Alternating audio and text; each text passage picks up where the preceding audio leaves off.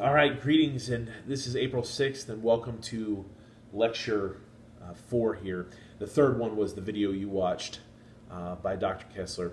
So I want to talk a little bit about spiritual formation and formation as a journey into self-awareness. So we talked about how sometimes our stories fail us, right? They come unraveled, they have shaky foundations, something breaks in our stories that breaks us, that does damage to us.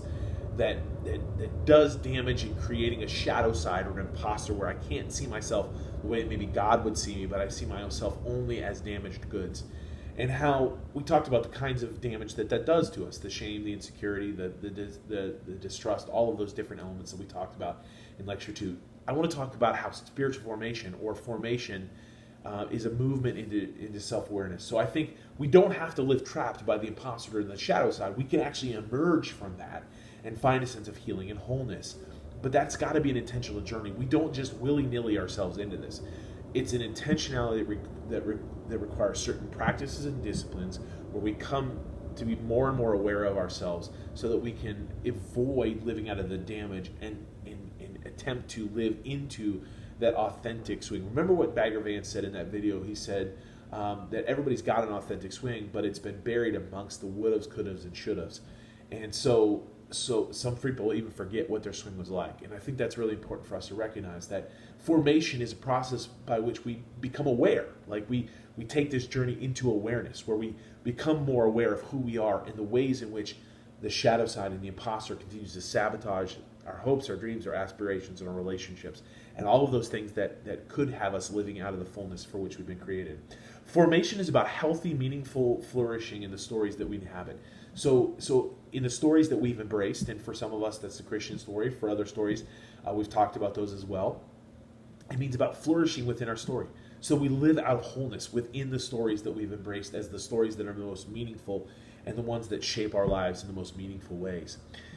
And in terms of the way in which formation works, it's the requisite understanding of that there's a certain pace that is required. Most of us are either too frantic in our lives where we're just moving from one thing to the next thing to the next thing to the next thing, or we busy ourselves so often with mindlessness. And by that I mean we can't pause long enough to really think deeply about where we've been and where God is calling, or what He's created us for.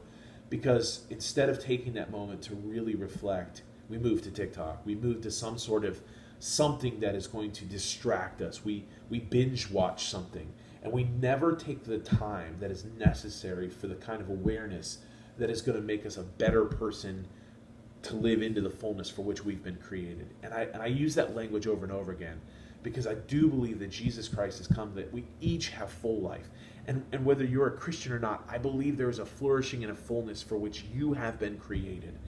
And I believe that if we never take time, stop, pause, reflect, and consider where we've been, who we are, how our lives have been damaged, how we need to grow and mature through those things, I don't think we ever fully live into what we've been created for. So there's a pace of introspection and evaluation. There's a pace in which we come to terms, where we take serious stock of our relationships, our connections, our conversations, the way in which we carry ourselves. And sometimes this requires, and this is one of the things that Henry Nouwen's going to talk about in his book, some level of solitude or some sort of direction from someone else, where we take time to get alone with God, with our thoughts, in just a sense of quietness, where we can really sit in it for a moment. Sometimes we need a spiritual director or a counselor to walk us through. Formation and growth is often stunted by distraction. And in class, we would spend a lot of time talking about this, and I wonder what you would think would be some of the things that distract us. I mentioned TikTok and binge watching. I think one of the things that makes real intentional spiritual formation difficult for us is that I call us the notification generation. You know what I mean by that is that we're never able actually to be focused. And I say never. I told you not to absolutize language, but maybe I should. For some of us, it's never. I really have seen that. For others, it's rarely. Are we ever in a place where we can actually take the time to stay focused on something? Because we are constantly being notified. What I mean by that is on our phones, on our tablets, on our computers, there's always something scrolling through, demanding our attention. So we sit down to have time of introspection and reflection. And then all of a sudden, what happens is we get a snap, or we see that on our notification somebody posted something, or there's an announcement that comes from our schooling, and we check that, and we're constantly being drawn away, right?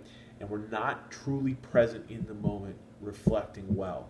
And this is why, one of the reasons why I still carry like an actual Bible that's in pages, because if I've tried to read my Bible on my tablet, all it takes is a notification or two, and I'm disconnected.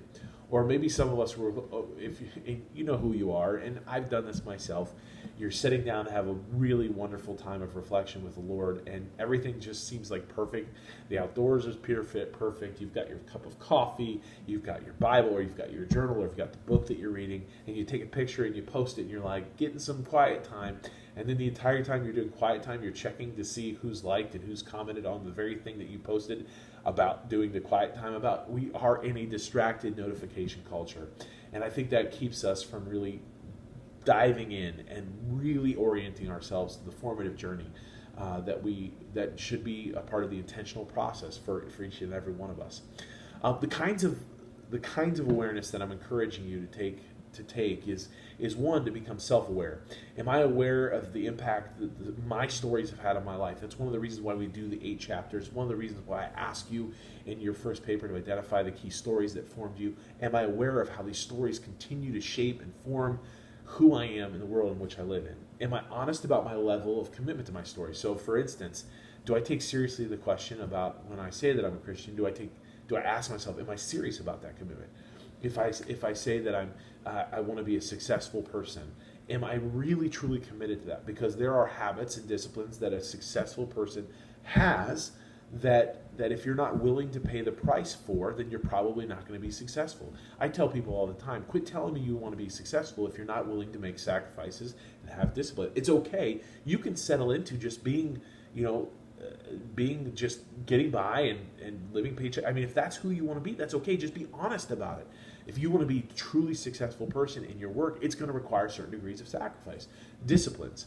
And if you're not willing to do those disciplines, if you're not willing to push in, to drive hard, then you probably are not committed to the story of success. And you just have to be honest with yourself about that.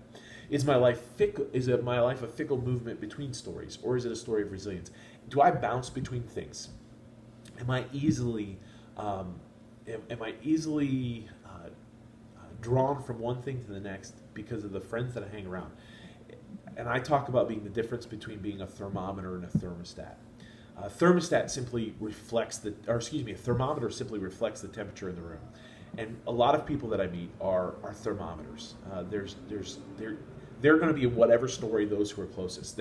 If they're in this group who believes this, they believe that. If they're in this group who's a part of this story, then they're going to. And many of you talked about how you grew up in church. You were one way in a certain setting and one way in another setting, and that is very much thermometer-esque. Thermostats set the temperature in the room, and this is what I believe, that's resilient. If you're going to be resilient, you're going to hold true to your story no matter what comes, no matter what comes your way. And so, am I fickle? The second one, what I would say, would be emotional awareness. How does my story impact my relationships and my opportunities? Do I immediately go negative? Am I a worst case scenario thinker? Am I a doomsday thinker? Is the sky always falling with me? And does that negatively impact my emotional well-being and sabotage my opportunities? Do I maximize the bad and minimize the good? Meaning this: perhaps you do work and your employer comes in, your director, the person in charge of your oversight, your manager comes in, and they tell you 15 good things that you've done and one bad thing. And because of the way that your shadow side or your imposter works and your insecurities work, you heard that one thing. You didn't hear the 15 good things. And so now I'll overthink everything's bad when that's not the case. There were 15 good things that she said. One bad thing, but you focused on that one bad thing. So spiritual formation requires the capacity to reflect upon those things and see how that very thing might damage, unsettle, disrupt, and disturb how we operate. Am I prone to emotional reason? Meaning this, feelings are not facts, okay? But sometimes we tend to believe that they are. If I'm feeling it, it must be true. I have found that I have to call into question my emotions often, because my emotions often subvert my reason. And so if I am prone to emotional reasoning and I give in to my feelings, turning them into facts, I often sabotage the well-being of my relationships. And then one of the things I want to call you to is evaluative honesty. Does my story hold water? Do the stories that I believe in, trust, believe in, do they actually hold water when things get hard? Are my stories worth giving myself to? Are they worth the sacrifice of my time, my energy? We are going to make sacrifices. So if the accumulation of wealth and success is worth the sacrifice of your family, you've got to at least be honest. But there is going to be a sacrifice at some level. And so there have been moments when I could have taken steps and gone in certain directions that it would have cost my family things that I wasn't willing to sacrifice because the story that I was living into wasn't worth my sacrifice. But you have to be honest about those things. And is my story easily toppled or threatened? Is my story built upon the shaky foundation that I can't control, that if it comes collapsing down, that everything in my life falls apart? These are the kind of things we have to be honest about. So formation is a spiritual journey that makes us consider who we are, who we've been, who we're becoming. It takes that time, and then it builds certain practices and disciplines around the journey into our becoming who we've been created to be. It'll be those practices and disciplines that we'll turn our attention to in this next set of lectures. Hopefully this has helped you as you've been processing your own journey.